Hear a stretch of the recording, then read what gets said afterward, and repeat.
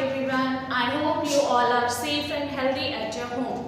As you know that we have completed the explanation part of lesson number 13, Fun with Magnets, and today I am going to give you the answers of exercise E and F. Differentiate between the following and give reason questions. So let us understand first the answers of exercise E, which is differentiate between the following.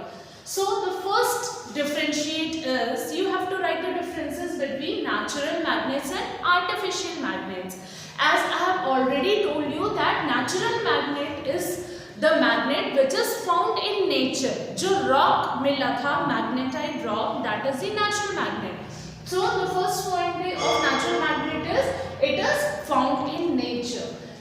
An artificial magnets are the man-made magnets. Means these are made by the humans using different techniques. So made by man using different techniques. It is the first point of artificial magnet. Second point is natural magnets are weaker as compared to the artificial magnets. Artificial magnets क्योंकि man made होती है तो बहुत ज़्यादा strong होती हैं और natural magnets क्योंकि नेचर में ऑलरेडी बनती हैं तो वो थोड़ी सी वीक होती है compare to the artificial magnets. So in artificial magnets stronger as compare to the natural magnets. Natural magnets are weaker while artificial magnets are stronger. Third point is natural magnets are always permanent magnets. Natural magnets जो है वो हमेशा permanent magnets होती हैं. While the artificial magnets can be temporary or permanent. Artificial magnets temporary भी हो सकती हैं और permanent magnet भी हो सकती है. Like temporary magnet आपकी कौन सी होती है? Electromagnet. Electromagnet एक एग्जाम्पल है जो टेम्परेरी मैग्नेट का एग्जाम्पल है.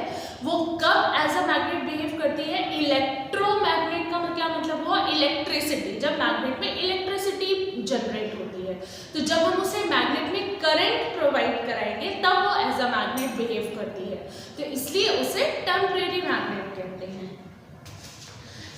Last point is the example of natural magnet, which is the magnetite. Magnetite stone जो होता है, rock है जो वो natural magnet का example है, and it is also called the lodestone.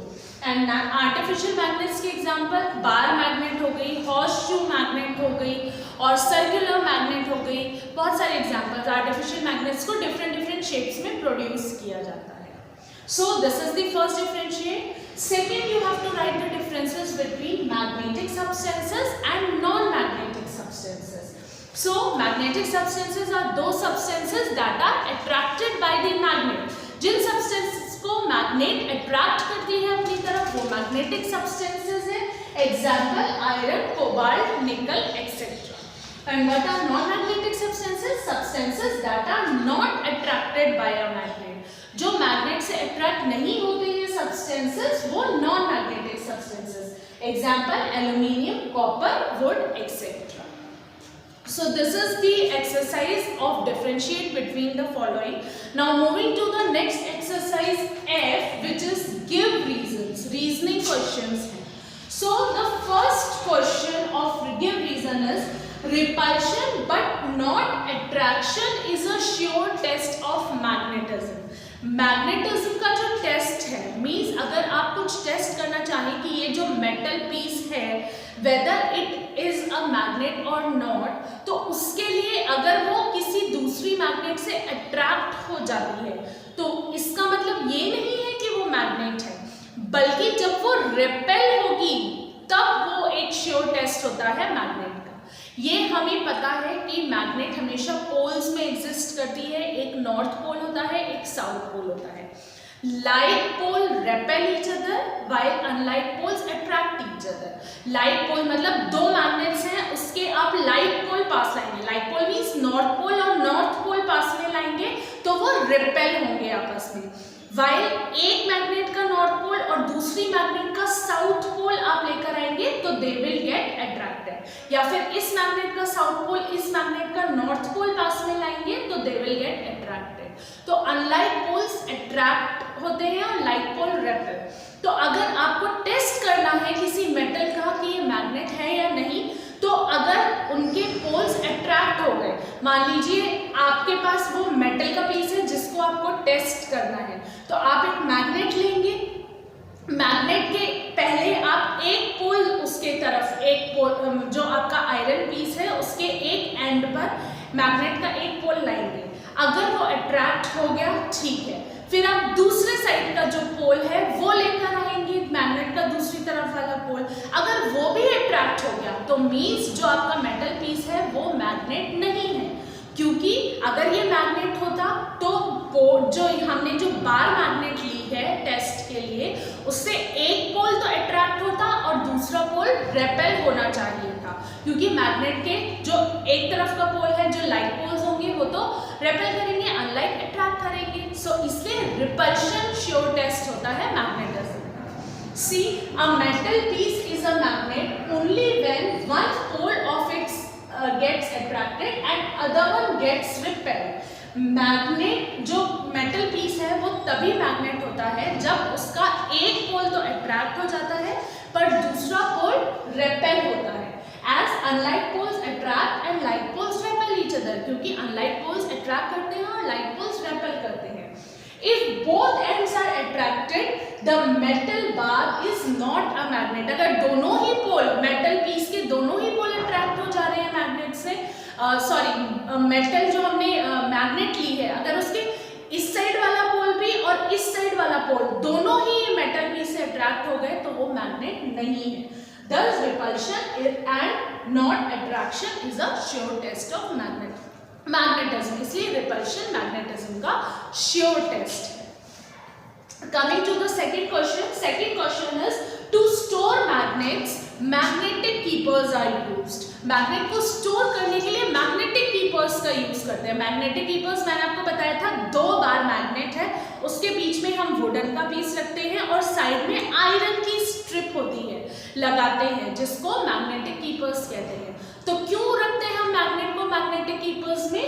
To prevent magnet from demagnetization, क्योंकि अगर हम मैग्नेट को फ्री छोड़ देंगे तो क्या होगा, magnet will lose its property. तो डीमैग्नेटाइजेशन से बचाने के लिए हम मैग्नेटिक कीपर्स में मैग्नेट को स्टोर करते हैं। Third question is magnetic poles always exist in pairs.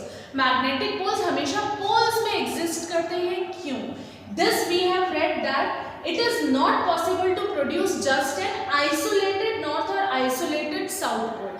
Isolated means सिर्फ north pole और सिर्फ south pole possible नहीं है मैग्नेट में होना। मैग्नेट हमेशा पेयर में एग्जिस्ट करते हैं। If a bar magnet is broken into 2, अगर आप बार मैग्नेट को 2 में ब्रोकन कर दोगे, each piece will have its own north or south pole. हर एक पीस का अपना नॉर्थ और साउथ पोल होगा। तो इससे पता चलता है कि मैग्नेट जो है हमेशा पेयर्स में एग्जिस्ट करते हैं। Last question is why a freely suspended magnet points in north south direction and not in east west direction. ये मैंने आपको बताया था, जब हम मैग्नेट को फ्रीली सस्पेंड करते हैं तो मैग्नेट हमेशा नॉर्थ साउथ डायरेक्शन में क्यों पॉइंट करती है? जब भी वो रेस्ट पे आएगी वो हमेशा नॉर्थ साउथ डायरेक्शन में क्यों पॉइंट करती है? दिस आई हैव एक्सप्लेन कि आप ऐसे समझिए, ये हमारी अर्थ होती है, ये अर्थ का क्या है, नॉर्थ पोल है, और ये अर्थ का क्या होता है, साउथ पोल होता है। नाउ आई हैव टोल्ड ये जो अर्थ का नॉर्थ पोल है ज्योग्राफिकली नॉर्थ पोल है और ये ज्योग्राफिकली साउथ पोल है ज्योग्राफी के हिसाब से, but magnetically this is south pole and this is north पोल।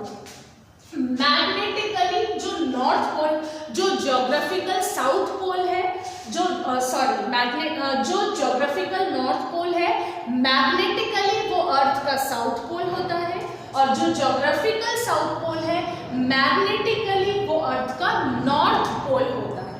तो जब अर्थ मैग्नेट है तो मीन्स ये साउथ पोल हो गया और ये नॉर्थ पोल हो गया। अब हम बार मैग्नेट को जब फ्रीली सस्पेंड करते हैं, मीन्स अर्थ पे कहीं भी बार मैग्नेट को हमने फ्रीली सस्पेंड किया तो वो हमेशा नॉर्थ साउथ डायरेक्शन में ही पॉइंट करती है, इस तरह से हमेशा पॉइंट करेगी। क्यों? क्योंकि जो मैग्नेट का नॉर्थ पोल है वो साउथ पोल से अट्रैक्ट होगा, अर्थ के मैग्नेटिकली साउथ पोल से, और जो साउथ पोल है वो अर्थ के मैग्नेटिकली नॉर्थ पोल से अट्रैक्ट होगा, क्योंकि अनलाइक पोल से अट्रैक्ट करते हैं। तो ये अगर मैग्नेटिकली साउथ पोल है तो अर्थ का नॉर्थ पोल साउथ पोल से अट्रैक्ट होगा, और जो ये मैग्नेटिकली नॉर्थ पोल है अर्थ का, तो मैग्नेट का साउथ पोल नॉर्थ पोल से अट्रैक्ट होगा। तो इसलिए जो फ्रीली सस्पेंडेड मैग्नेट है वो हमेशा नॉर्थ साउथ डायरेक्शन में पॉइंट आउट रहती है, ईस्ट वेस्ट डायरेक्शन में पॉइंट नहीं करती। सी, a freely suspended magnet always rests in north-south direction because the magnetic south pole of the earth lies in geographic north. Magnetic south pole जो है अर्थ का वो ज्योग्राफिक नॉर्थ पोल में lie करता है, and magnetic north pole of earth lies in geographic south pole, और magnetic north पोल वो geographic south पोल में लाई करता है। तो इसलिए मैग्नेट हमेशा नॉर्थ साउथ डायरेक्शन में पॉइंट आउट करती है। I hope the concept of these chapters are clear to you now. So this is all for today's video. Please do these exercises neatly in your copy. Thank you and